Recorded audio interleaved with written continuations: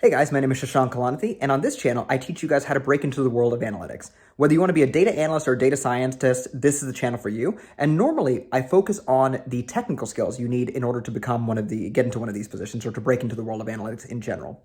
But today, I want to talk about what happens after you've built up these skills and how do you actually interview and what is the process for you to actually submit an application to one of these companies successfully. I was lucky enough to be sent a free copy of the book Ace the Data Science Interview, which also has tips on data analyst interviews by Nick Singh, one of the co-authors of the book, and actually got to sit down and have a conversation with him about our experiences breaking into this world and any tips that we might have in order to help increase the hit rate that you have with your applications. For those of you that watch the live streams, you know that for the job I currently have, I submitted about 80 applications and I had a hit rate of like 2 out of 80 or 1 out of 40. What we're trying to do with this video is to share some techniques that we have both being on both sides of the interviewing process in order to see if you can increase that hit rate to maybe 1 out of 10. But it is still a numbers game. So without further ado, let's get on with the video. Hey Nick, great to sit down with you. Thank you so much for showing up on my channel. How are you doing?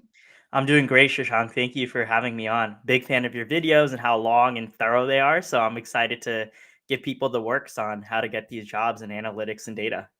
Yeah, and thank you so much for sending me over the book. Read it, really loved it, especially the first couple of chapters had some great information on the types of like some kind of like hacks and tips for actually applying to jobs that I think not enough people talk about, and kind of like some secret methods you can use to really advance your application throughout the process. So I'm hoping that we can go over a couple of those today. 100%, man. It's just so much more than applying on LinkedIn, Indeed, being one of the 300 applicants and just sitting there and waiting. There's just so much more we can be doing from the start to the end of the process. So I'm excited to dive in. Yeah. All right. So getting right to it. So for anyone viewing at home, we have a Notion template or a Notion page linked in the description below. If you have any questions, feel free to leave a comment below, like and subscribe. That is a great way to really drive traffic to this channel. And go ahead and check out Nick's stuff on LinkedIn. I'll leave that at I'll leave links at the in the description as well. So the way we're basically formatting this video is we're kind of taking the life cycle of a data professional's application, right? So you have a couple of major steps, as you can see over here. You have your before you apply, the actual resume, application submission, interviewing, and negotiation. And this isn't supposed to be a complete deep dive into every single one of these aspects. It's supposed to be more of like an overview of each of these aspects because, for example, something like negotiation could be an entire hour-long video just by itself because it's such an in-depth topic. But we'll be giving some high-level tips for all of these steps, starting with before you apply. And I should also note, this was all inspired by the book Ace the Data Science Interview by Nick Singh, one of the best-selling books on Amazon in the data science space. I really loved it, highly recommended it. If you guys are at all interested, the Notion template has an Amazon affiliate link, as does the description below. The price is the exact same for you guys. It just gives me a little bit of a commission for if you decide to buy it that way, and is a great way to help support the channel and give you guys the kind of information you need to apply successfully to analytics jobs. Yeah, y'all should check it out. Cool. So let's talk about before we even apply to a job. I know you're a big fan of marking up a job description and really understanding like what are we going after. So just to make this whole conversation concrete, I figured what if we were to apply and pretend we're applying to this role at Google called business data analyst for the go-to-market team. All right. So we got this role. And what's really interesting is a lot of folks ask me about this in analytics. Do I need to know deep learning and the latest about CNNs and RNNs and all this to get a job? And it's like, no, so many jobs out there require SQL, some Excel, some Tableau, maybe a little Python and R, but you don't even have to be in Python expert to get enough jobs in data. So let's talk about this job in particular. If you see that they actually focus a lot about SQL, and we also notice that there's a heavy component about working with other stakeholders on the business team because this is working on go-to-market strategy. And we see there's this piece around advertising and how a lot of this work is about extracting insights from advertising data. So, Shashank, what I always talk about is let's say this was your dream job at your dream company. We can build portfolio projects that map exactly to what Google is looking for in this position. And how do we do that? Kaggle has all kinds of data sets out there. Okay. They've got data sets on advertisers, ad data. They have got data on businesses and how to, and challenges around go to market. and marketing analytics right there on Kaggle itself. So if you cut up a data set, doesn't even have to be of Google ad data. If you just cut up any advertiser data or any kind of business data, present it, make an interactive Tableau dashboard, or put up those SQL scripts on GitHub so that you can really show, not tell, but show that you know SQL. That sets you apart from a lot of the other candidates. It's something that I feel like people don't do enough of because people are just so used to just using their school projects or using some of the basic stuff that's kind of random on Kaggle rather than really intentionally picking out what kind of projects they work on. And that's an excellent piece of advice. So anyone that's a regular viewer of the channel is probably aware that I interview candidates for positions at on our team. And probably one of the things that sticks out the most are candidates who use data sets that everyone else uses. And I know you mentioned this in your book, the Titanic data set, everyone's seen it, everyone's used it before. And it's a great data set to practice on. Yep. But it doesn't show that you actually know what you're doing because every analysis that could possibly be done on the data set has been done before now. Yeah, exactly. And then another thing is it doesn't show anything about your personality.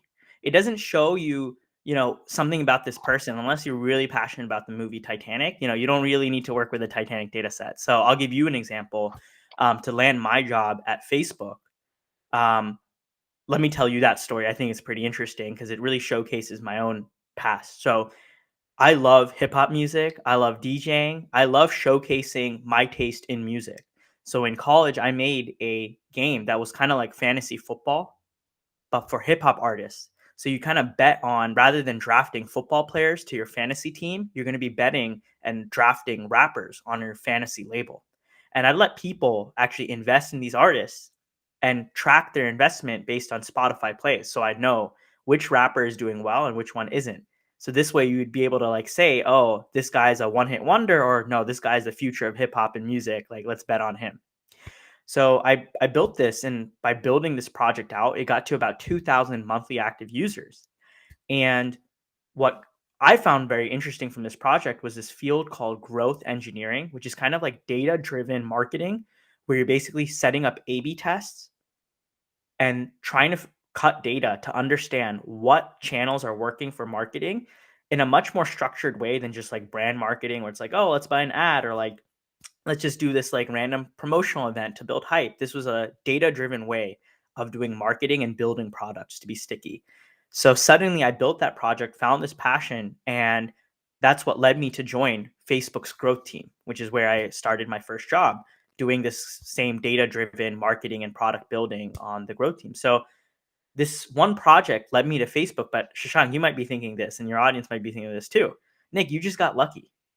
You applied to Facebook on their growth team. You had a project around growth engineering. But here's the thing, Shashank.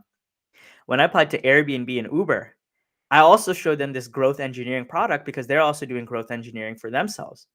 And when I applied to fintech companies like Stripe, I talked more about the transactions, the stock marketplace, and things like that. And when I talked to other more product-based companies, I talked about how it was to build a consumer product and how I loved building consumer product. One project carried me through multiple roles. So this is what I just want to let people know who are thinking, hey, if you build this project just for the role of business data analyst for Google, isn't that putting all your eggs in one basket? And I say, no, this one project can actually help you get all kinds of other business analytics or business data analyst roles at all kinds of companies, especially if you're focused on ad tech, in which there's thousands of companies. So it's just one project that you can just spin over and over again, and just shows hiring managers something more than, that Titanic or school project that you were just forced to do that's doesn't show anything about your own personality or interest. No, and I absolutely love this. So for anyone that is on the Notion page right now, we linked his project in the Notion page along with a pretty cool picture of how this all came from your love of DJing back in the day. And one thing that I really liked about what you just said is that and I tell this to my subscribers all the time, like, no one else has done this project, just because you followed your own interests, you've done something that's completely unique. And it really shows whenever someone interviews and they're like talking about something they are like really into. So the couple of bullet points we have over here, as far as like, once you've built out your skills, which of course, my channel has all the videos you need to build out the skills you need to get some of these jobs. Once you've built out the skills, you need to actually build out a portfolio to display that you know these skills. And a couple of bullet points we have in reference to that is that the portfolio should be something that demonstrates your skill in a particular subject. And like you said, changing the framing of it in the interview is a great way of having one project carry you through multiple interviews. Don't use the same data set everyone else does. I always recommend, if you're not going to do something like this, for example, to do something like go to a website and scrape the data off of it. I have web scraping tutorials on my channel as well, which will teach you how to like get data off the internet. Because if you web scrape the data, chances are other people don't have it, and other people haven't seen this, and it shows that you actually know how to drive business value because you know where to look for data and how to extract it from wherever it needs to be taken from. The other thing is don't do this. It shows you're a go-getter, right? Like you weren't even blocked by the fact that there's no API. You just like went and did it, and that's such a good quality to have, especially for junior candidates. Just that they take it into their own hands. Yeah, one thing we like to, I remember me and my first boss, we used to always say this about junior candidates is that even, almost every junior candidate isn't actually as smart as they think they are. But that's a good thing. Anyone that, if you're entering an organization, people know that you're going to have to be taught a lot. And so displaying that you're a go-getter is a really good way to give the interviewer the confidence that, hey, like, look, I know they're a junior candidate. Junior candidates we have to teach them everything. But I have the confidence that they will actually go and get it, and they'll 100%. actually go do something with it, Yeah. And picking up on that, it's also, you'd mentioned that this is a great way to share your passion. So one interesting thing they call it in psychology, the halo effect.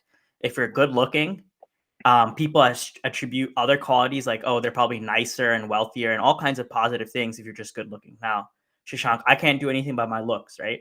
But there's similar thing occurs actually when you're talking about your portfolio projects. Like the enthusiasm you show for your own project has this halo effect about you. It makes the company think, oh, this person's passionate not just about their project, but about data science and data analytics and my company and my team and me. It even though it's my passion for hip hop that's shining, it just like colors everything else to be like, wow, this guy's just passionate. And I bet if he's passionate about data and building things and doing all this work, I'm sure he'll be a great candidate because, this guy will actually try really hard in his job. And that's what they're looking for, especially for junior candidates. So, yeah. Exactly. And anyone that watched my John David Arianson interview will know that, like, we like the idea of cheat codes. Enthusiasm is 100% a cheat code. So I'm at a level now where, like, a lot of my friends are also, like, from college, right, also interviewing people. And one common complaint they have about applicants is that, like, this applicant, I have no idea if they even want to work at this company. So, not only is not having interview a detriment to yourself, not having enthusiasm a detriment to yourself, having enthusiasm is kind of a cheat code. And it's like, hey, like, 100%. We can work with this person. And it's an even bigger cheat code the smaller the company you go to, right? Yeah. And we'll talk about that in the company research point. But like, hey, you're enthusiastic about working at Google or Facebook. Okay, great. So is a lot of people. But if you can be really enthusiastic and really know about the smaller company and showcase that, oh man, you are so far ahead of most other people. But we'll talk more about the company research soon. Yeah. Right. So as far as building skills, like we say, if you ever want to know how to build skills, my channel has all the information you need on that. And after that, you want to go ahead and build a portfolio. We went over a couple of bullet points as to how you would actually do that. GitHub is another great place to host this. And also, if you see someone's really impressive portfolio, don't be intimidated by it. Go step by step. Like the first thing we started this whole thing off was marking up this job description over here and talking about how, okay, we have a couple of pieces of information here. This is a go-to-market strategy job, and they're going to be working with the ads business, whoever takes this job. So go to Kaggle and just find some advertising data sets. Just start visualizing it. I'm always a big proponent of, like, in my writing, just get some stuff down on paper, and the ideas flow from there. So you start there, and then eventually you'll build more and more advanced projects as time goes on. Right.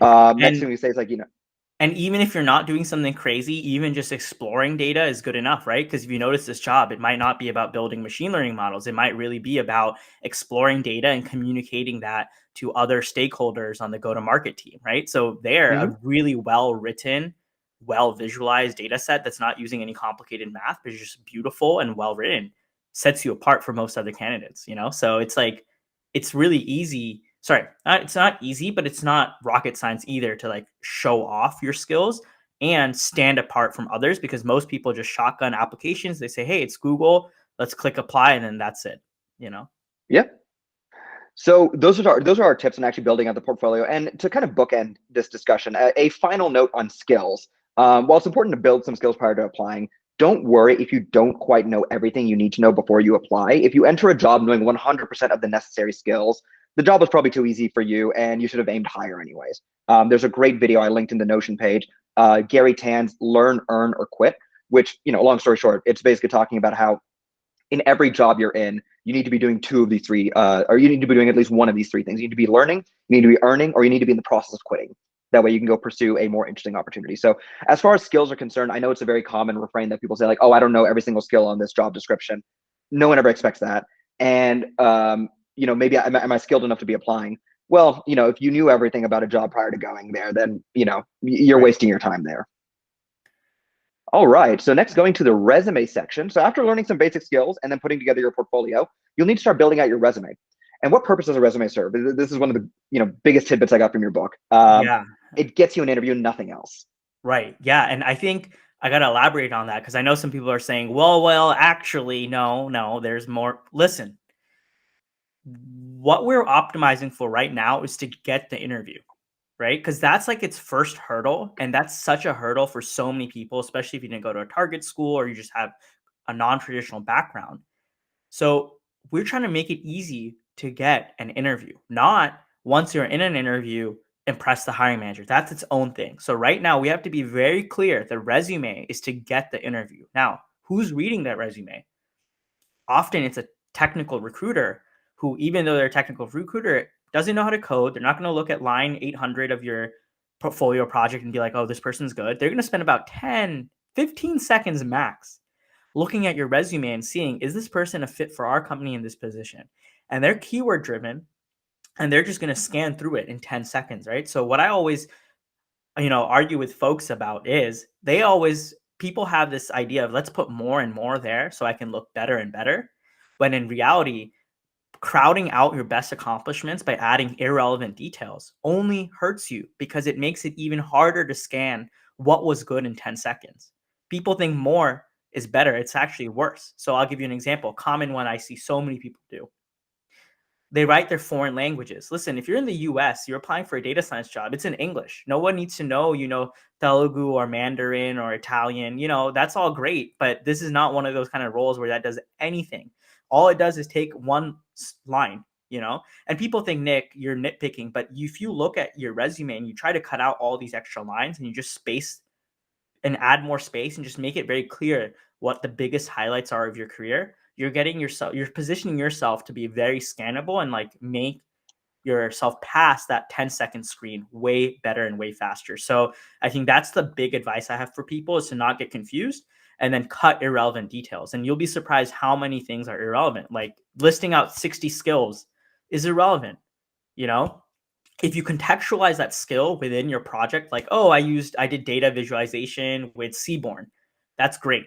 But if you just list as a row of like, oh, I know like Plotly and Seaborn and Tableau, and you just list 19 things, but you don't actually say you've done work with them, that's not helping anyone. And people think that this is like a keyword driven thing and that there's an ATS involved, and there is.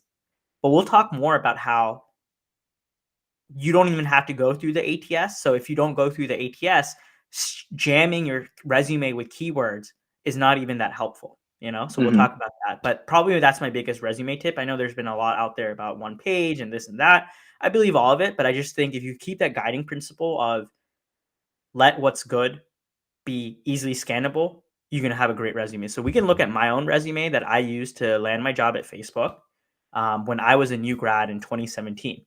So I think you'll see it in the Notion as well.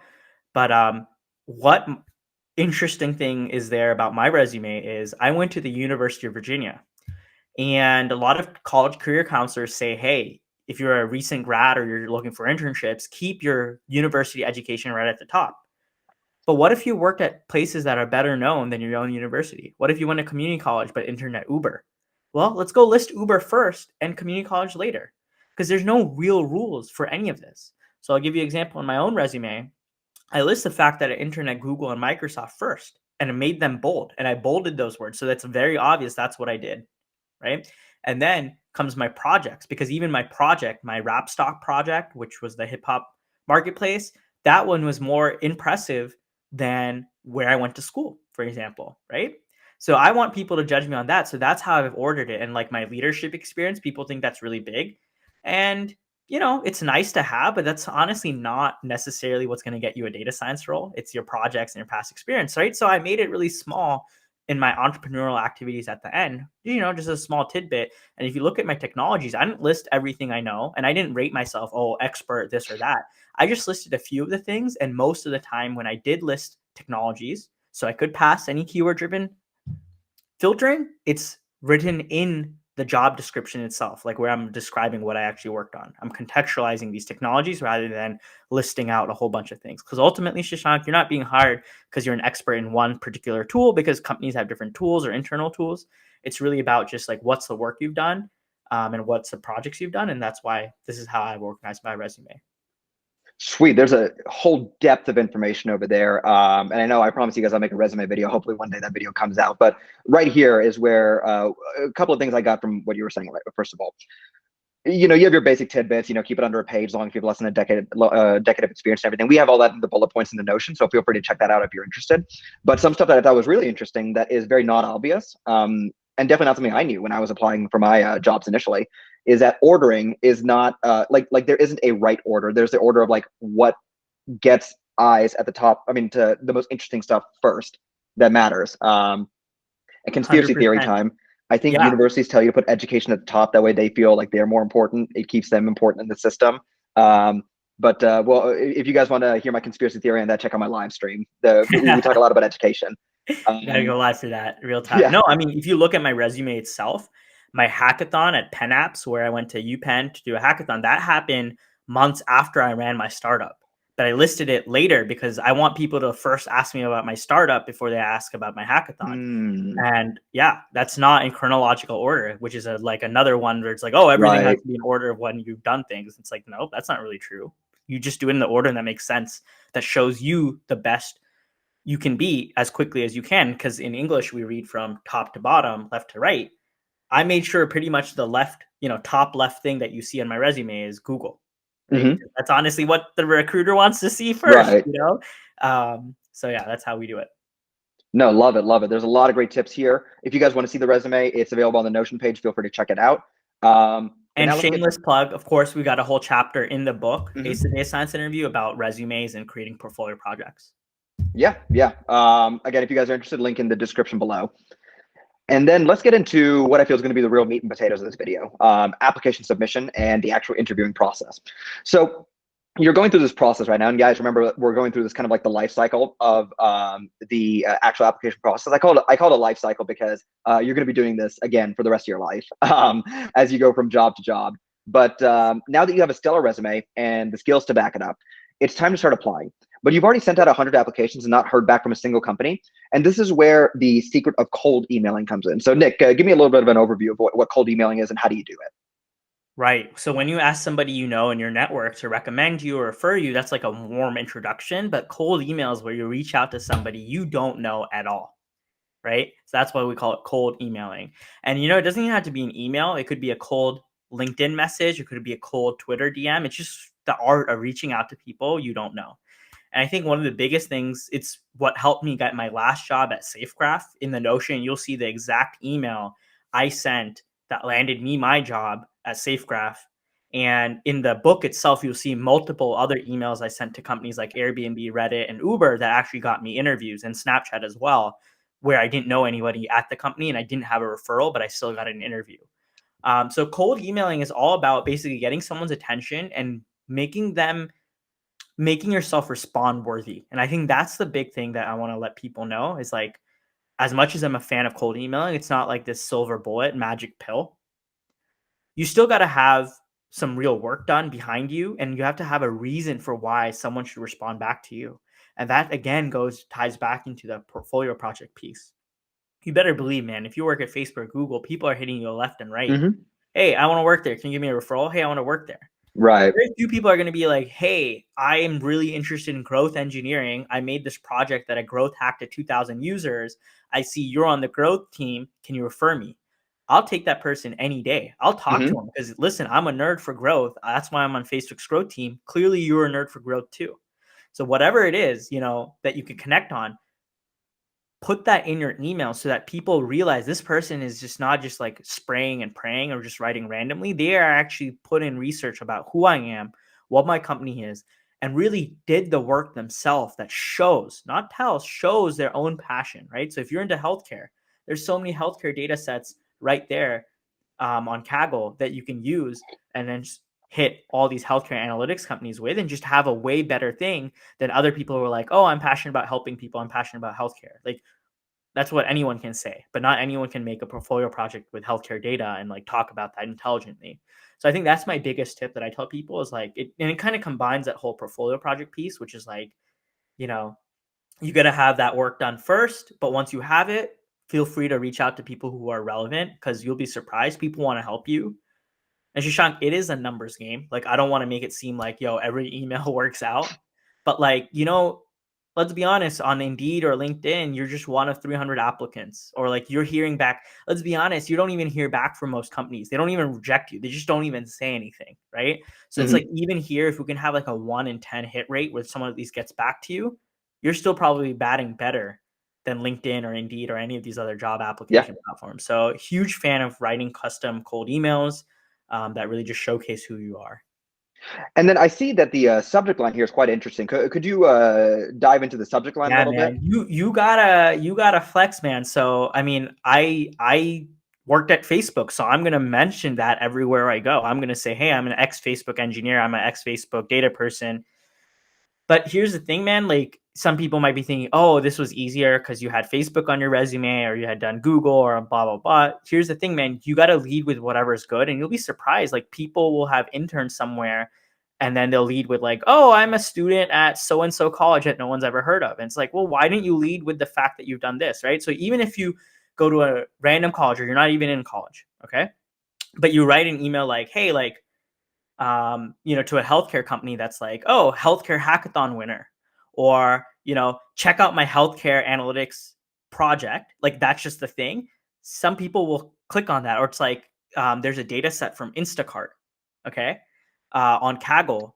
And if you just emailed someone at Instacart, you don't have any experience, you have done no internships, but you just analyze Instacart's data and you say, hey, Instacart hiring manager, check out my own analysis of the Instacart data on Kaggle.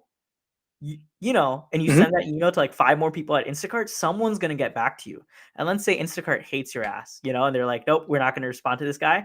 Go email that same project to DoorDash or Etsy or any kind of one in the e-commerce delivery, Uber. Like people will still be interested. It's like, oh, I did customer analytics for DoorDash. They're competitors in the industry. Competitors, but like just, and if you just take a step back of not even competitors, just like who's in transportation or logistics or delivery.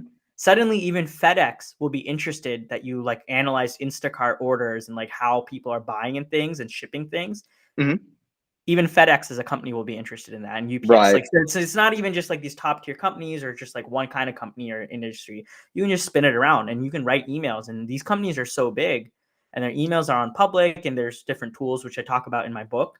And you can see on my own website some links to it as well that are free about like different tools you can use to like find emails. So it's like in this day and age, you can get in front of somebody in an email. It's just that most people just don't know about it or are too lazy to do it, which is why you can stand out. And I guarantee you, Shashank, people are listening to this video and thinking like, Nick, this is too easy. Everyone's going to do it. And believe me, if we look at how many people are actually going to do their project and then email the right people and email like 3 people at a company and like follow up once or twice, oh, that's so few people. And that's exactly why this technique works. And that's why I'm happy to share it, because I know the people who are really about it are going to do it. And if you're not about it, then, it is what it is. So, yeah. No, I feel you. And like, this is definitely a technique that I will be taking to any future jobs that I end up doing. Anyone that follows my live streams know I'm very much a spray and pray type of guy. But I have also mentioned that like spraying and praying is kind of depressing too. Yeah. Because especially if you're qualified, you send in 100 applications and you're like, oh, 2 companies got back to me. Is this like what the rest of my life looks like? Right. So I think this is a great technique to, again, like you said, if it's a 1 in 10 hit rate, like given that a 1 in 100 hit rate is like what the average is now. Yeah. I mean, 1 in 10 is amazing. 10x increase. And some people get bummed out. They're like, even after doing all of this, I'm still hitting a 1 in 10. Like I'm only getting past 1 in 10. And it's just like, hey, that's still 10x better than what was before. And I'll give you an example, Shashank. Like you've got this amazing YouTube channel that you built publicly.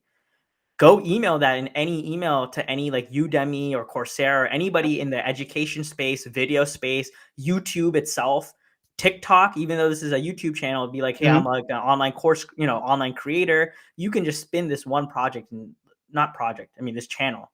And that's another thing people don't realize is like, hey, like this channel, it's like if you made an awesome TikTok account or Instagram page, or you have this side business where you're selling t-shirts, there's stories there where you can do a little bit more and brand the story. Just like I used to be a DJ, which has nothing to do with technology or hip, like, tech. And I kind of turned that into the story that like resonates with people, like, oh, this guy's passionate about music and he builds around it and does stuff. So we all have stories in them. We just got to like bring it out and do the work.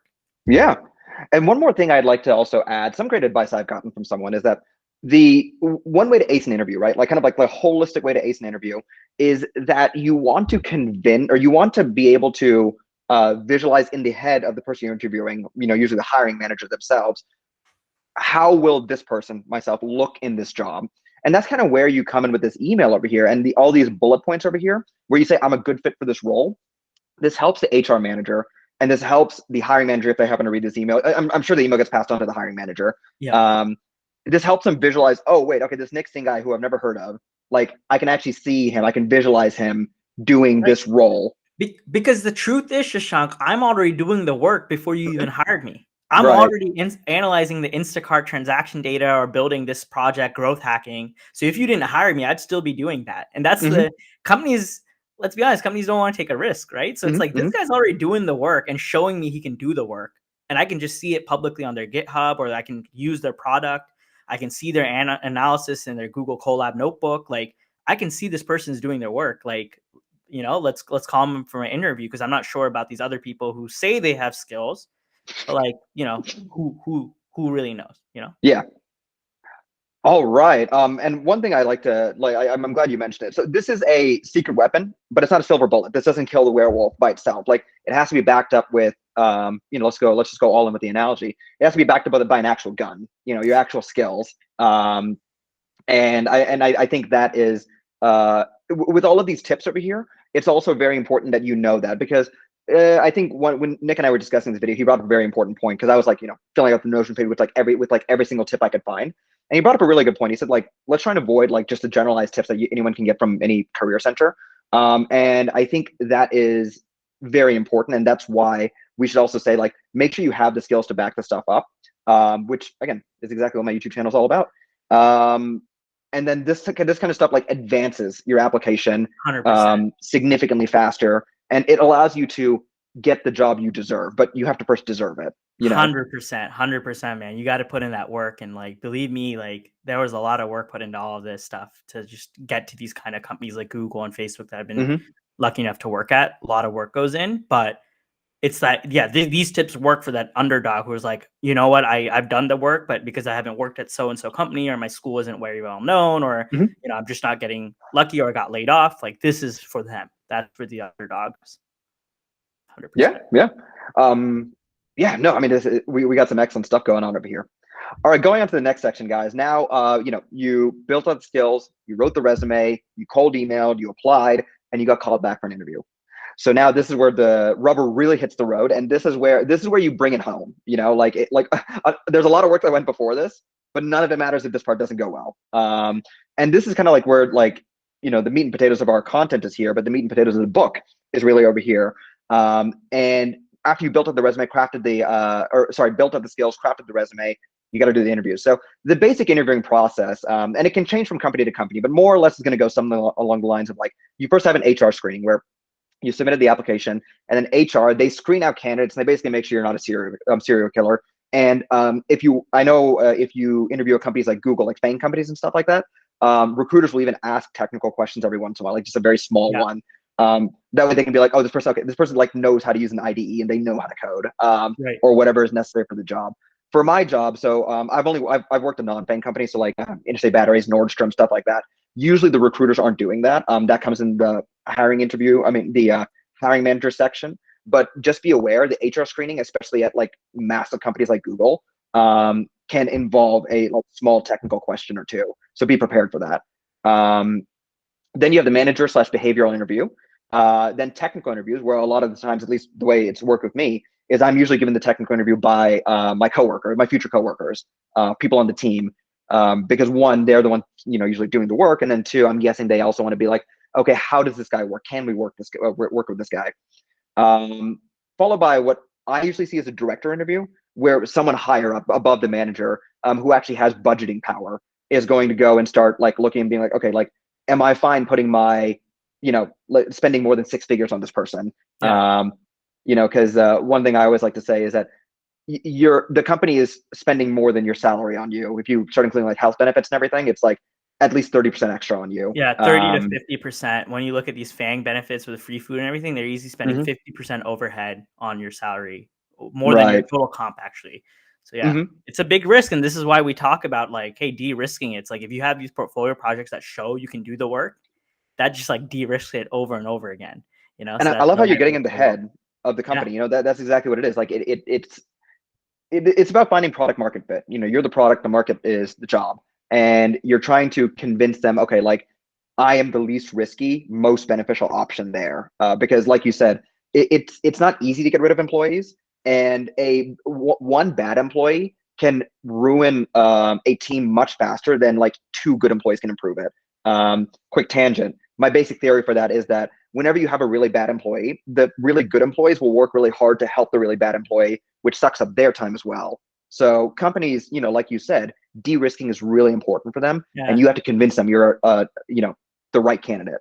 Shashank, that's savage, but it's probably true. It's true. It's what I've seen, man, and that's why people ask me like, why are these technical interviews so hard? And it's about they're trying to avoid false positives. Let's go all data right there. False positives is the name of the game, and they're trying to avoid it because they'd rather just pass on good people than let someone come through their gates that's not as good. And that's why these things are so tricky, and it's just the reality it is. So yeah. I mean, and it's through the interview process we've been conducting. It is something. It's why we auto reject people at the technical interview at Nordstrom, because it's like, dude, we can't risk you not knowing these like some basic skills that we're really looking for. Especially people will sometimes exaggerate the skills they know, and that becomes really dangerous. But then going through this process, okay, so we have the direct interview, and then finally the salary negotiations, which we'll go over in a second. So analytics interviews need to be prepped for, and most people can't just wing them. I've met almost no one that can just wing one of these like technical role interviews. They're difficult for a reason, like you mentioned.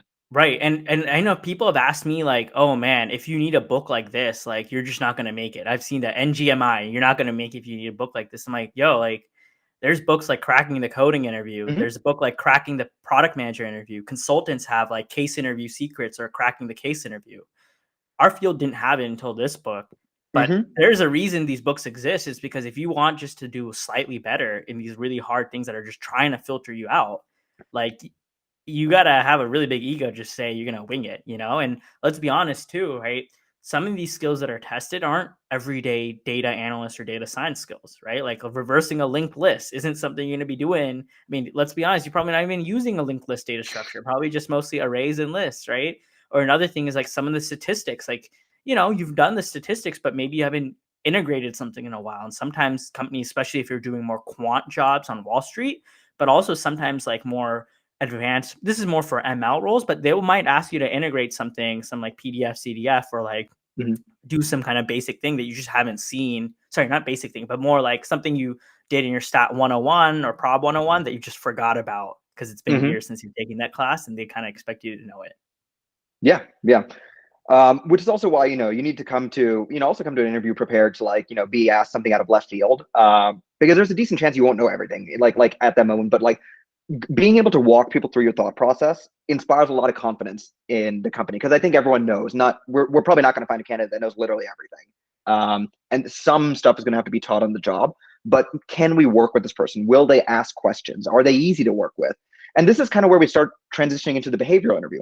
The purpose of the behavioral interview is to more or less be like, okay, like, can we even work with this person? So tell me about yourself. That super basic question. Tell me about what your tips are in relation to that. Yeah, man. Tell me about yourself. Such a great question. So really, you got to tell a story. That's a bigger thing. It's not just like reading your bullet points from LinkedIn. It's about telling a story of where you were, where you're at right now, and where you're headed. And let me give you a hint. Where you're headed is basically for a role at this company in this position, right? I mean, you don't have to be like that salesy and it's like, oh, I'm headed to this, but just make it sound like, oh, for example, we're applying for that business data analyst role where I studied systems engineering, which is a mix of business and math. I also did startups in college. So I loved my business and I loved my data-driven building products. Where I worked at some of these big companies doing data-driven marketing and like helping build products. And where I'm headed, I want to work on the intersection of data and business, helping inform sales and marketing teams because I'm someone who likes the business side of things, but also likes doing it in a data-driven way. Boom, that's just my hint right there. Like, that sounds a lot like business data analysts that go to market at Google, So that's kind of the story of like, hey, I'm not just flexing, oh, here's every award I won. This is just telling you the story of like, oh yeah, it kind of makes sense that this guy's next step should be on my team at my company, That's what you got to do for tell me about yourself. I love it. People don't remember facts, people remember stories. And that's why, at the end of the day, one of the goals of the interview is that, because, at least whenever we interview candidates, we interview them and then we'll go talk, we'll have a meeting with the HR manager, and all of the candidates will be, all of the people involved in the interview process. So like the director, the manager, the technical interviewers will all be talking about the candidate. And it's really important to do something that people can actually remember you by. And in this case, this would be, if you tell a story, I'll remember your story. I may not remember facts and figures about you. Yeah. Like you just remember me as like the hip hop DJ guy, and then you'll be like, oh yeah, he entered at Google. Okay, this guy's in the running, Mm-hmm. right? And like nowadays, if I apply to future jobs, it's like, oh yeah, that's the guy who wrote the book. Like just something unique. And the thing is, people think that they have to like win an Olympic medal or something like that, but like remember, the portfolio project is how you get to tell your story. So if you do it on something boring, it doesn't tell you your story. So if you pick it strategically, that helps you yourself tell that story better of like where you're headed. Because what you are right now is your portfolio project, for example. Like that gives you the current, and usually you have the past already, past is baked in. So it's about picking the current portfolio project to like be that good middle point that like puts you in the direction of where you're going to head, and ideally that's towards your dream job at your dream company. Love it. No, and that's exactly it. And if you guys get anything out of this, like this interview section of the video, tell a story. Make sure you remember that. So the next question would be like something along the lines of, why do you want to work here? So how would you go about answering that kind of a question? Yeah. So Shashank, what I'm a big fan of, again, and we've talked about it over and over again, is showing your passion and showing your company research and why you want to work here. It's really just trying to filter, like, does this person actually know and care? Or have they just sprayed and prayed or just applying to us for the paycheck and the brand? And let's be honest, we're out here to get a paycheck, right? But like there should be something a little bit more than that companies are looking for. So I know you've done a really good, that's your secret weapon, company research. And I think it translates really well. I want to hear a little bit more about your own tips about how you research companies, because I know you're a big fan of that.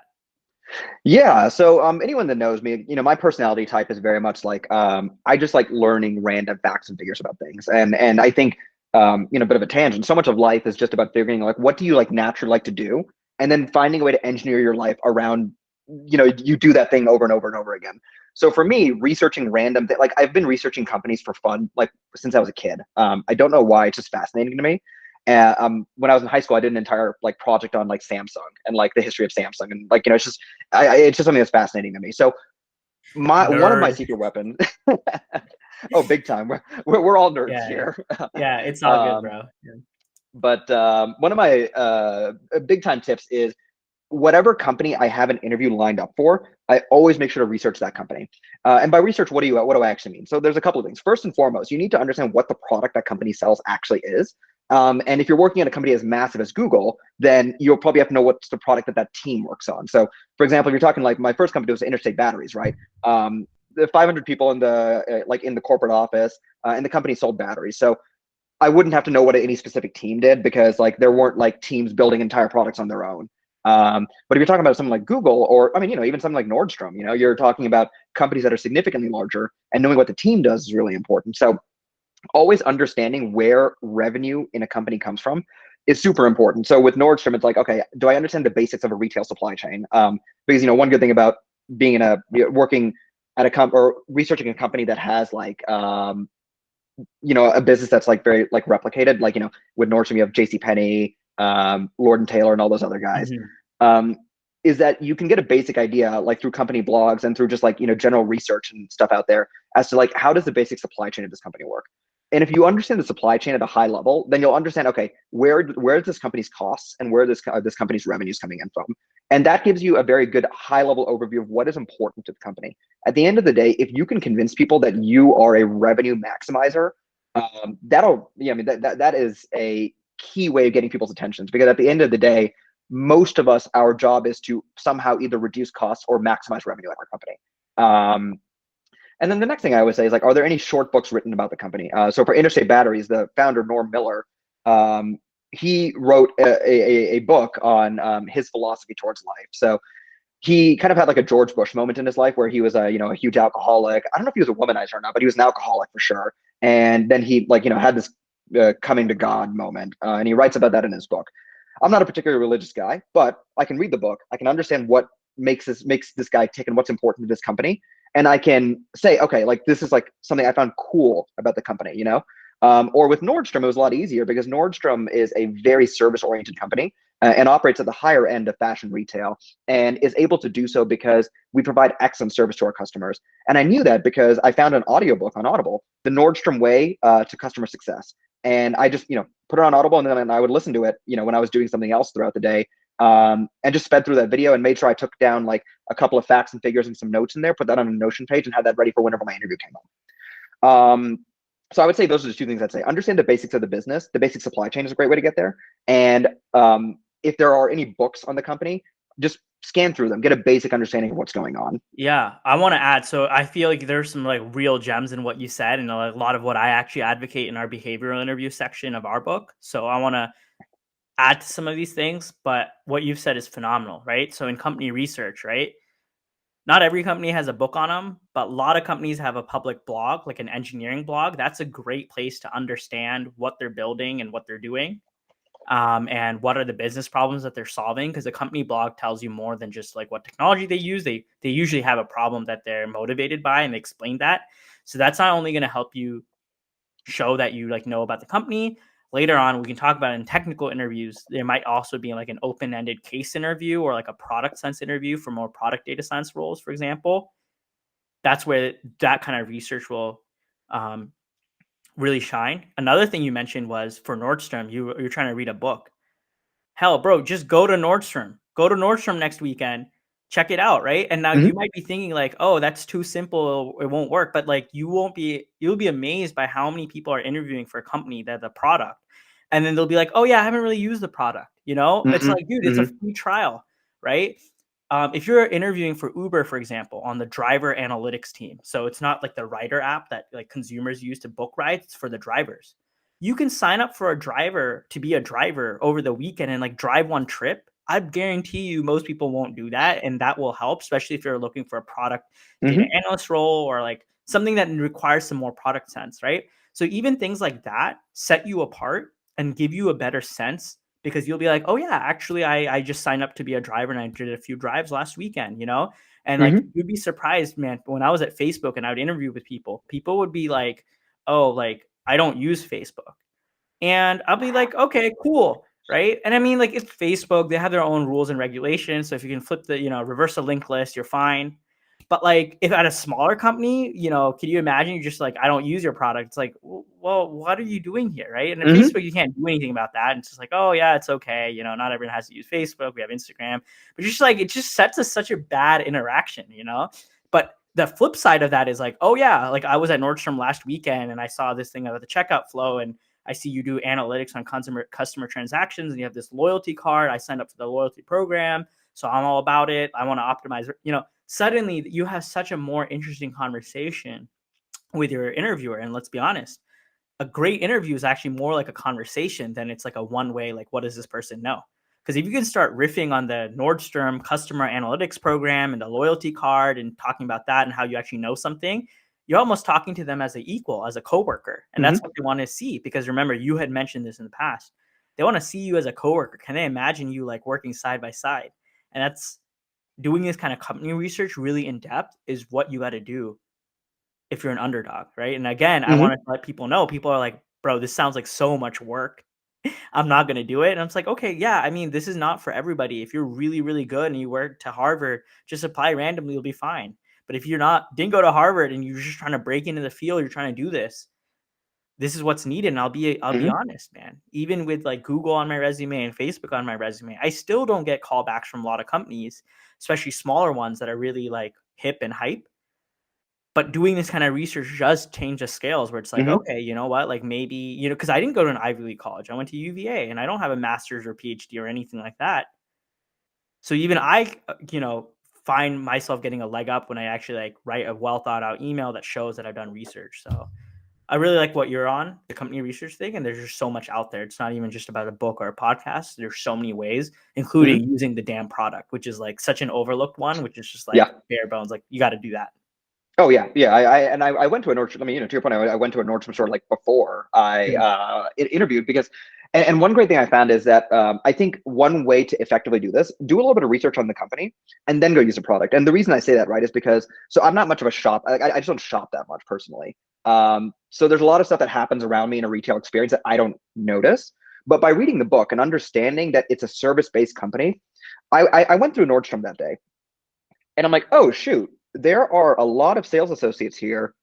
And if I ever need anything, I just turn around and they know when to leave me alone. They know when to come after me. And they have a lot of like, there's definitely an emphasis placed on a clean service oriented experience versus when I went to a competitor, I'm not gonna, name names, but I went to a competitor in the same mall. Product was lying around everywhere. There were like no sales staff. But this is not something I would have noticed had I not done my research prior. So Yeah. 100%, I think using the product is 100% correct. I think if you do a little bit of research, then you'll also be like, okay, like, what should I be noticing? What should I be looking for? Right. And it helps And you like go in there with an educated mind. 100%. And now I just want to like refocus the conversation on one thing though, right? Some people are reading like you guys. It sounds like you're interviewing to be like a store designer or like some random position. I thought we were interviewing for a data analyst or data science role. Like, what are you guys talking about doing all this research? But fam, listen to this, right? When it's in an interview and they ask you, hey, do you have any questions for us? Someone's like, oh, how do you like working here? And then someone else is like, oh, you know what? I used your product last week and I noticed there was this bug, or hey, I noticed this, you did this design decision, like you didn't have a solid buy button, or there's a 7-day shipping. Like, why did you do that? That's way more of an interesting question that they're gonna riff on than someone who just asks, like, oh, like, how do you like working here? Or like, oh, what's your favorite thing about the job? Right. So Hmm. doing this level of company research not just helps you in your technical interviews where you might be asked about these products and like asked to like reason about something or design a system. It also helps you in the behavioral interviews when you're getting asked a question to them. It helps in writing a cold email. It helps in every part of it. And it's just overlooked. And it helps you show, if you read this book on Nordstrom and you go there, you're going to be more passionate about your own experience and it's going to showcase, just because you spent more time Exactly. with it. Like you actually give a shit. And at the end of the Hmm. day, man, sometimes it's just like, oh, this guy actually gives a damn. Like, let's, he can do the work and he cares. Let's go after him. Yeah. So I think And that's why it's one so thing I important. find that you like mentioned is also like, people might be looking at this and be like, guys, like, what are you guys talking about? Like, we're trying to be data analysts over here, Yeah, or work in analytics. But one thing you have to understand is that like the whole interviewing process is your results are an amalgamation of all of the stuff that you do. It's like doing the company research, but doing nothing else will not help you. And different things have different scales of helpfulness. Obviously, if you went to Harvard, you know that's going to take you really freaking far. Just going to one of these elite schools. But for those of us that didn't, it's you can do like these 3 to 5 other things, and then it's like, oh, okay, maybe even when you're competing against a Harvard person, it's like that Harvard person knows that they're going to be getting like 10 other callbacks. Let's go with this person who's showing the passion. We've done that at our 100%. company where we're like, if someone is so qualified and they don't really show much about interest in the company, we're like, okay, we know this person's gonna get 10 callbacks. It takes a lot of our time to interview one of these candidates.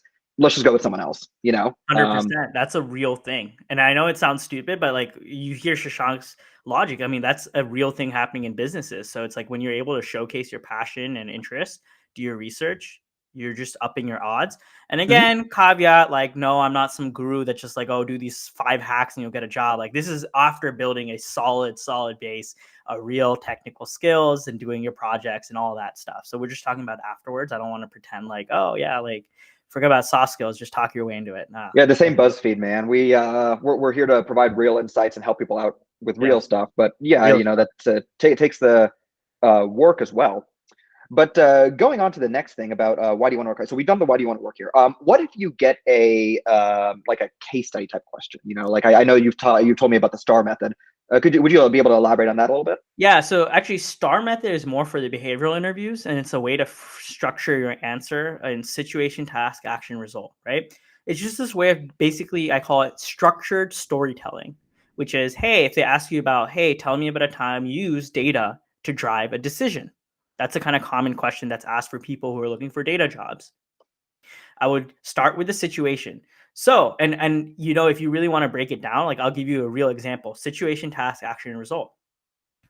Oh, so the situation was I was at Facebook and I was tasked with understanding, is Facebook stories as a product helpful to new users and the retention?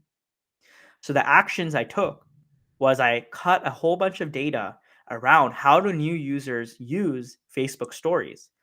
And I joined a whole bunch of tables and I talked to many PMs and a few users. And what I learned, the result was I found bugs in the actual Facebook stories product that actually impacted new users, especially. So as a software engineer, I fixed them.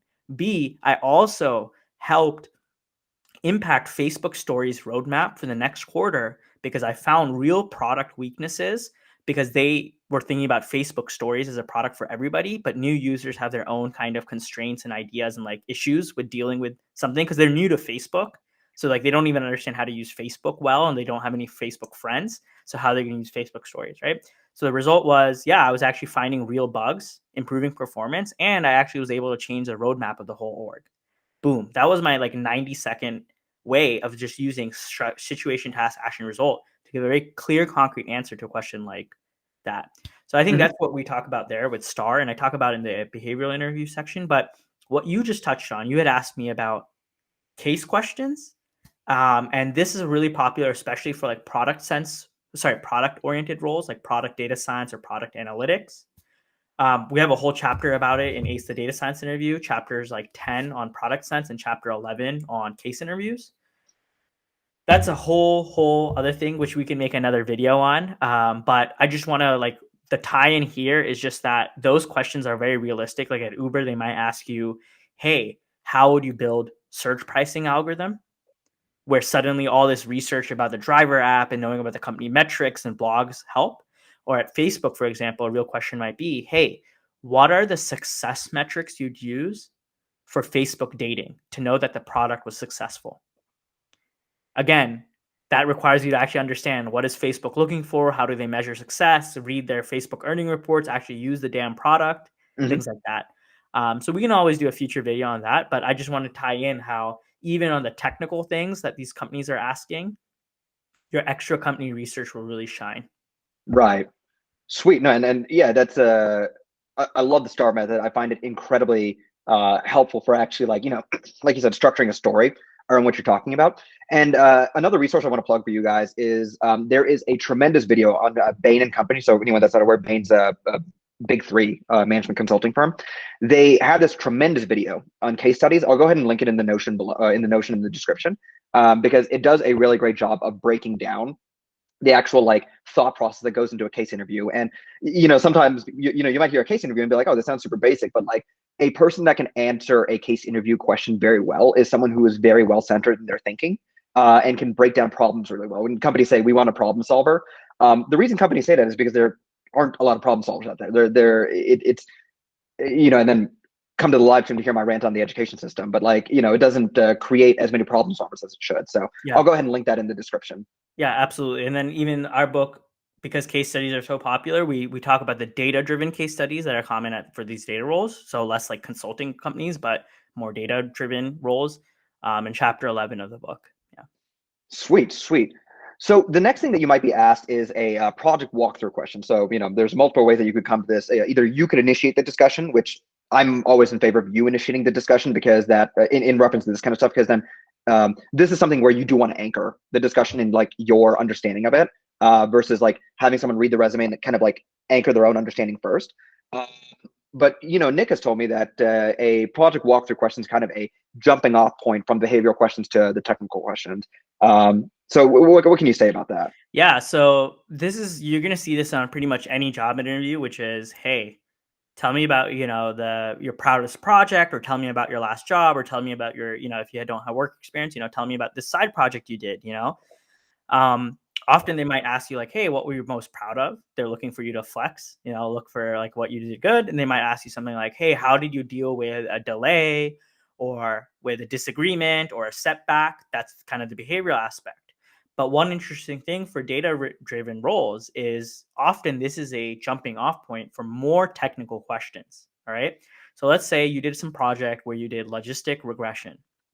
Often they're going to ask you, hey, they're going to ask you these behavioral things, but then they're going to ask you, oh yeah, speaking of logistic regression, how come you didn't use other techniques? Did your model overfit? How did you stop overfitting? How did you know it was overfitting? What were the performance metrics you were optimizing? What was the business result? And suddenly your discussion might start getting around overfitting and L1 versus L2 regularization, and like how different models have different tendencies to overfit and feature engineering you could do to prevent overfitting. Suddenly that jumps into a technical interview, but it starts with this like innocuous question of, oh, like tell me about this project, right? Again, plugging it back in. This is why building good projects matters. 2, it's why, when you have only group projects or some random school projects to talk about, you don't have the depth of answering compared to something you actually did yourself that you can really talk about, or your past work experience, which if you have, which is phenomenal to talk about. So yeah, I think that's the project walkthrough question you can expect to have in every company. And I think the other big tip I want to let people know is you can prepare for that. And people think like, oh, it's like my own experience, my own project. Like, what do you mean prepare? But the thing is, like, if you did a project a year ago, it's really easy to forget why you did things the way you did them, or like what was the outcome, or what were the numbers. And you look like a fool if you don't know your numbers. Like, oh yeah, I don't really remember what was the impact. Like, I think I've seen it happen in interviews. I don't really know how much money we made. And it's really easy to forget this stuff after a year or two, like, especially for older projects or past jobs. So I think preparing yourself well for these things just makes you have a leg up, even though it's work you've already done in the past. And structuring your answers again with STAR is very helpful.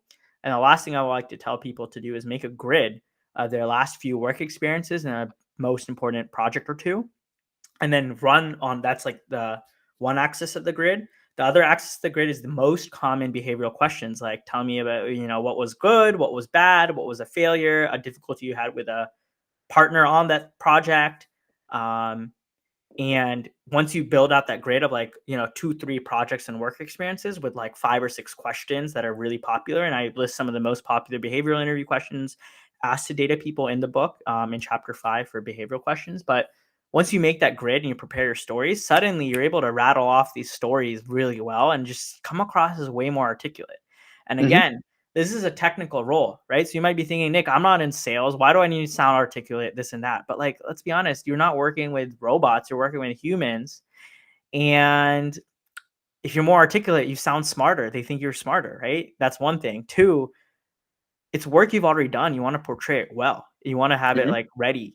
3, it's really easy to ramble, man. No one wants to hear you try to remember like, oh yeah, I did something and yeah, it impacted revenue. No, you want to hear Chris, like, yeah, I drove 90K in extra revenue by finding this thing using this model, have it crisp. So doing this kind of prep work can really advance yourself, not just for behavioral stuff, but make even the technical things around your projects easier, because they're going to ask you some questions about your projects. Well, I would actually say in the world of analytics, you are a salesperson. At the end of the day, like, okay, say you're a data analyst, right? And you do this wonderful analysis, you build this entire Jupyter notebook on it. It's amazing. You go to the stakeholder and you can't articulately explain to them why this matters at all, because you understand why it matters because you did the analysis, right? And it took your time, your sweat and tears to figure out. But you need to explain to a non-technical person a lot of the times, why does this matter and what's the story behind this? And the why does it matter comes down to a story. So like, I would say in the world of analytics, like unless you're like so deeply embedded in a team to where you never talk to a stakeholder, Yeah. You're going to be selling the work you do. 100%, man. You're going to make a business recommendation, and it's up to you to really like Mhm. show that you know what you're doing. And if you're not articulate, that's not going to help you out. So if right in the interview, you can be seen as someone who's a confident, well-spoken, articulate person with real technical skills to back them up, Mhm. you're a shoo-in for the job. And that's exactly what we're doing. And I guess I want to just take a step back, right? Guys, none of these tips that I'm talking about is the magic tip that's going to get you a job, but each thing is improving your chances by 5%. Mhm. He or she was 5% better spoken and had the business impact ready to go, and like also had some more interest and 5% more enthusiasm and like 5% more everything. Suddenly it compounds, and then suddenly it's like, oh wow, I went from an underdog to like a pretty good fit for this job that I didn't even think I was qualified for. Mhm. Love it. So then after you do the behavioral interview, usually you'll be given a technical interview. So one thing, a couple of like just basic tips I want to give about the technical interview. Make sure that you read instructions very carefully on any emails that get sent out to you. A lot of the times they'll say like, oh, we're going to be doing the interview on this thing. It'll be on this subject. So just make sure you read that thoroughly, because it's kind of like showing up to like showing someone asks you something on your resume and you can't explain it. If you don't read instructions on the thing on the email you get from HR, you look like a fool, really. And it's a really easy way to get auto rejected. And when I say auto rejected, I basically mean like this one thing you did like ends the discussion immediately. And the reason I say that is because we have auto rejected a lot of candidates for things that I'm like, yeah, if they didn't do that one thing, then we could continue talking about them. But the discussion starts and ends right there with a lot of things. Yeah, So wow. Savage, man. That's savage. But I get it. I get it, dude. yeah. There's so many people applying for so many jobs. Like, you got to filter somehow. So I get it, Hmm. man. Hmm. I get it. So yeah, that's so after you've done all that, you'll usually go to the technical interview. And then I like to mention, don't be afraid to ask the recruiter what will this interview be on, because if I work in SQL, Python, and Tableau every single day. Even on weekends I work on it just for like side projects and stuff. And even I might not be able to do a Python or like a data scientist Python interview successfully without any practice. Like, because it's like you said, stuff like linked lists and stuff like I never use them, but like, Yeah. you have to go research that prior to you to prepare. Yeah. And because of that, you want to ask them, okay, what is this interview going to be on? Because if they're testing your SQL skills, you're going to be practicing differently than if you're testing your, Python or R skills versus if they're testing your Tableau skills. So make sure you ask what the technical interview is going to be on. Because I mean, in my opinion, you have a right to know, because it changes how you prepare, really. And then 100%. we have just a quick like tip on post interview. Make sure you email after the interview, thanking them for the opportunity and communicating your interest in the role. And now we get to the exciting part. You've done the Oh, interview. I Oh, sorry, just go want to ahead. mention one thing is like, we're glossing over the technical interview because that's like the meat of my book. And Hmm. it's just not fun to talk about because the book is like 210 pages about probability, statistics, machine learning, coding, SQL and DB design, product sense, and case studies, right? So that's like, how many fingers am I holding? 7. That's like 7 chapters about the technical interview. So definitely check out the link in the description for the book. Check out the book. We're not going to talk about it much because it's just about doing the damn work, practicing, and like brushing up on those concepts that are frequently tested. I also wanted to mention a big part of practicing is actually solving these real problems, not just like refreshing yourself on the concepts. So the book has 201 real interview questions from companies like Facebook and Google and Uber and Two Sigma and Citadel and some startups as well. So definitely check that out. But it doesn't make for a great video, but maybe we'll see something later, Shashank. I'm sure we can maybe do something later. But yeah, let's like pretend you fast forward through the technical interview. You thank them for the job, thank them for the opportunity, and now you get the call back, and they're like, "Yo, we want to move forward. How do we negotiate?" Yeah, Do you have yeah. any So thoughts about this? I want to hear your thing because I know it's something you're interested in too, and then I'll give some tips. yeah, yeah. So the quick thing right before we get off the technical interview part, I think you're 100% Mm. right. Like, at the end of the day, again, this goes back to the whole auto rejecting thing I talk about. We have auto rejected a lot of candidates just because they just didn't have the technical expertise to like carry through. And they didn't have it at the level we were looking for. One thing I would also like to say is that, for example, for Nordstrom, we like to interview coding skills, so Python or R, SQL, and Tableau. Those are like the 3 technical things we like to interview. And my directors made it very clear, like, someone for a data analyst level 2 position, someone doesn't have to know all of these things at the highest level to get this position, but they need to know at least 2 of these 3 things. That way we can teach them the third thing. Like, but if we need to teach them two of these three things, then it becomes a problem. So Yeah. I would say with a technical interview, don't be too worried if like you're fumbling through it a little bit. Make sure you're really prepared for it. But like if you have to like ask questions, you have to ask questions, you have to like walk them through your thought process, and it takes you a second to get to that answer.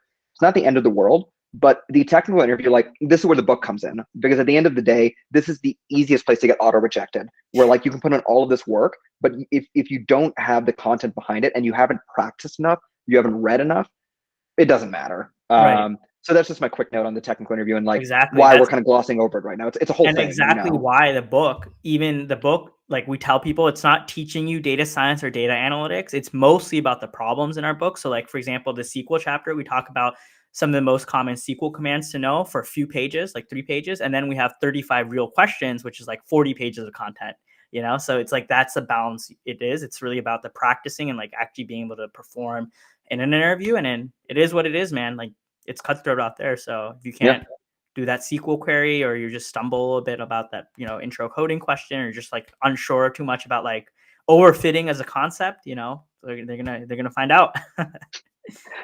But yeah, going to negotiation. So you've done all the hard work, you've done everything you need to do, and now you get the much desired email. So usually the way this works in my experience is usually you'll finish the technical interview, and then the HR recruiter will send you an email saying, hey, can I schedule some time with you? If they want to reject you, then they'll just say, hey, we're not interested. Sorry. But if you receive an email saying, I would like to set up a meeting with you, that's the magic ticket. That's how you know. Because why would they set up a meeting with you and waste their time if they didn't want to go forward? It's happened once to me though. That was disappointing. Oh God. No, actually, I think we did it good. This is payroll company Gusto, and actually it was a very good experience. Actually, I think now I'm like re-remembering. I think they're like, hey, like we didn't pass, but we'd love to talk to you about like how you could improve or something. And they actually gave me feedback, which is like never ever happened. I've never heard of that happen. Yeah, so I mean that's why I'm talking about it now, years later. Gusto, the payroll company, like they cared about it. But this was again 2016. So I'm sure companies change, but yeah, back then I was like, oh wow, like okay, I'll take the call, like even if I didn't get in. But you're right, usually they'll ask for a call and they'll give you their offer package. And I think one of the big things that we talk about in that article about the secret art of salary negotiation is like, let them do more of the talking. On your end, you should just be enthusiastic for the offer and make sure you understand the full offer. And often they'll send even more details later. It's usually a verbal thing. But usually that's not the time to be like, oh yeah, I'll take it. Or like, oh, they might even throw it out like, oh, how does 90K or how does 120K sound? It's like, oh, I'm just really enthusiastic about the thing. You don't like comment on the number because you don't want to anchor yourself to be like, oh yeah, 110K sounds amazing. Like, let's do it. A lot of the negotiation should really happen over email, or not really text, but mostly email. You just don't want to do it in phone because you're going to get your ass handed to you. Because these are professionals you're dealing with for a living. Yeah. And it's like, how many negotiations have you done for your salary? Like 2 in like 3 years, and they do like 2 a week, So they're just gonna like they're gonna figure it out. And I've been on the phone where it's like, yeah, I'm not gonna say a number. I'm just gonna like wait for them. And then there's these awkward silences. So if they are, let them be awkward. And if you're just not trained, you're gonna end up being like, yeah, I guess 110 is fine, And like, that's why we try to keep it on email. And I think that's just the big thing. It's like, if there's an awkward silence on the phone, it's okay. And you want them to do more of the talking and you want to hold firm and anchoring. There's the anchoring bias where it's like, if you say 100, if you say a number, like you don't want to give the number first because they're going to anchor to it and it's going to, carry through. And the last thing is, if you have other offers, you can just be like, hey, look, I have other offers. So this is not going to work for me. I'm looking, if you want to throw out a crazy number, you can, but like, make sure it's actually crazy. Do your research. Like, some people think like, oh man, like if I get paid 100K, like that'll be so crazy. And it's like, no, there's actually a lot of data roles that pay even more than 100K, some even more than 200K, so you don't want to ever anchor yourself. You want to do your good research. So I guess the article has way more about salary negotiation, but those are some of my quick tips that I see people get wrong the most.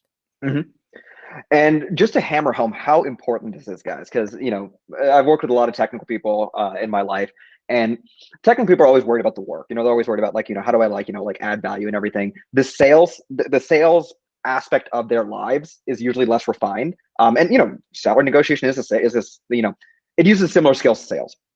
The reason this is important, right, is because that the 30 minutes you spend writing these emails, going back and forth, can net you tens of thousands of dollars. Like we're talking like, you could literally buy a house sometimes with the amount of money that in Dallas, not in San Francisco, but in Yeah. Dallas. You can buy a house in the South, Shashank, with the amount of money. I in 10 minutes with Facebook got 25K added to my signing bonus. So 25K in 10 minutes, man. Yeah. It's And real. It's real. And yeah. I've heard other people use my article. It's like I'm not a one-off. My article is responsible now for helping, I think, about like 22 people negotiate 500K in total worth of extra salary and benefits.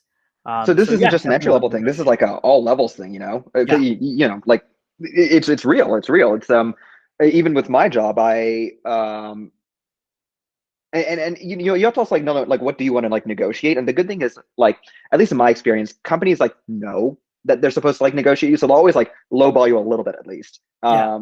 and be like, okay, like we actually want to like offer them this much, we'll give them this much, and then I mean if they say nothing, they say nothing, but like Yeah. And that's why I'm here to let you know, just like companies know to negotiate, I'm here telling you, the candidate, you got to know to negotiate too. And you got to know that they're not going to get angry. They're not going to be like, oh, we're going to rescind your offer. And if they do, there's like a 0.01% chance they do. That's a really badly run company, because it's like they know if that's the modus operandi, everyone's negotiating. They're not going to be like, oh, the gall of this person asked for 20K more. Like, let's let them loose. No, it's not like that. So letting you guys know that you are supposed to negotiate, use the tips in the book when you do get the offer. Yeah. And then one last thing I'd like to give people some information that I find people aren't necessarily aware of.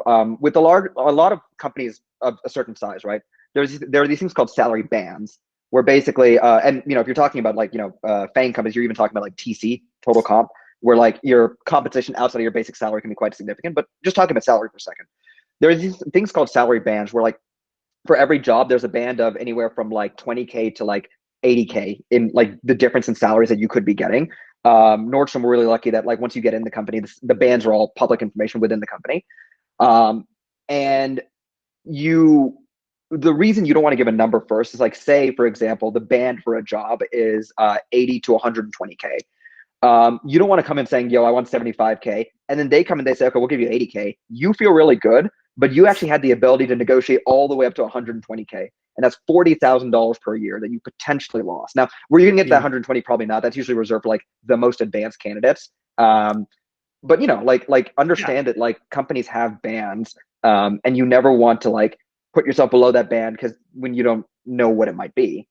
Right. So do your research before your job interviews. That's basically it. If you're gonna take away one thing from all of this, man, like you want to get good at this, you gotta do your research to build projects, research the company, do your research and practice in your tech interviews. Like everything requires work.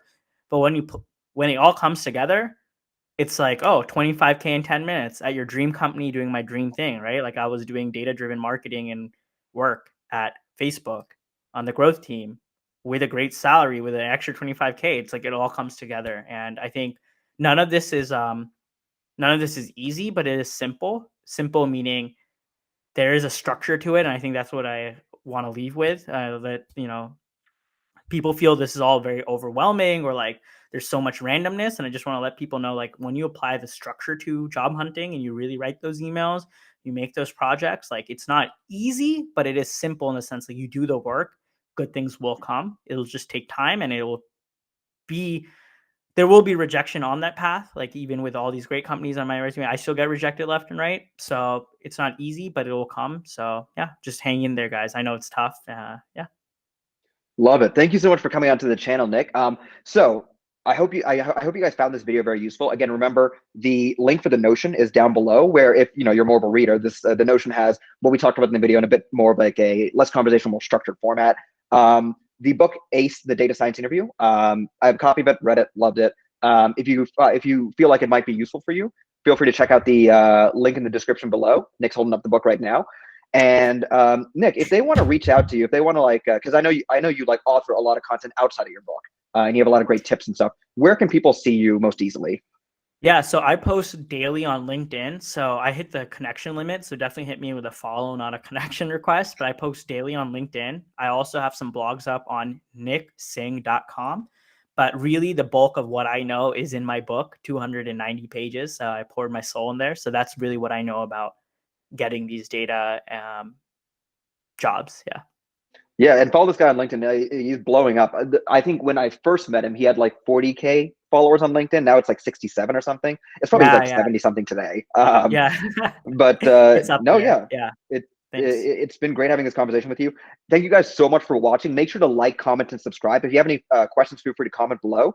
I'll If be you in have a the question comments, specific, man. I'll be in the comments. So definitely comment your questions, hit it with a like. Mhm. I want to know. And if you get the book, you end up seeing this video and getting the book, reach back out to me. Then I'll be like, Shang, let's make more videos, you know? So let me know how you found out about this. And yeah, reach out to me, man.